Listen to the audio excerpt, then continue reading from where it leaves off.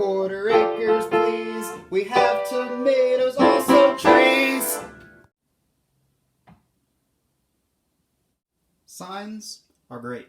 Sometimes they help you organize a lot better.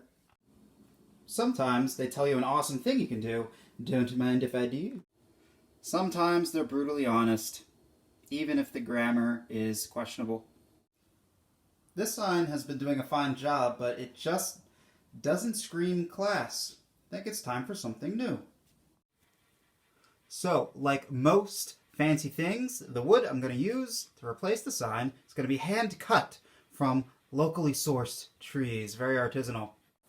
Specifically, it came from this tree, an old cherry tree that unfortunately liked to grow its roots around the old family gas meter, so it had to go.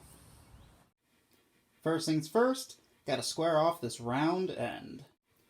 That looks good, so I'm gonna strap this down, get a hand planer, and get a head start on sanding this baby down.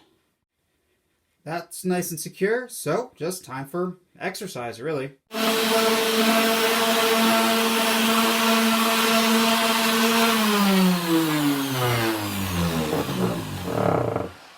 Okay, so,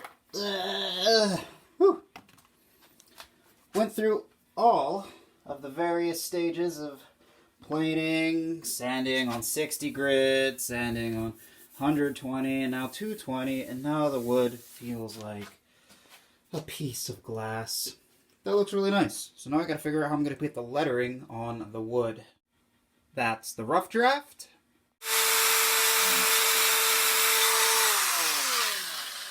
Alright, with the help of an old Dremel, I got the words carved out. Time for the paint.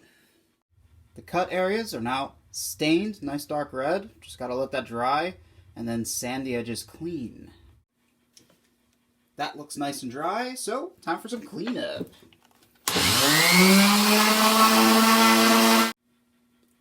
That looks good. And that's what it looks like with a layer of polyurethane. Right, got some nice dangly chains hanging from the top of the sign. That way, I got this nice piece of wood that's going to act as the post. I cut a little, I guess a mortise?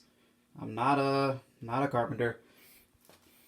And then here, I'm going to do another joint. That way I can glue and screw them together and that can form the post. Yeah, that piece is ready. That piece has some screw pilot holes drilled in it. Use some nice heavy deck screws. And of course, can't forget the glue. There we go. So that's all dry. I hung up the chains. I dug around and I found, I don't know, some kind of conduit clips. So I screwed those into place, hung the chains. It's very late and dark and I'm tired and I'll do this tomorrow. It's the next day. It's rather beautiful. Getting serenaded by the nice, lovely sounds of professional landscaping.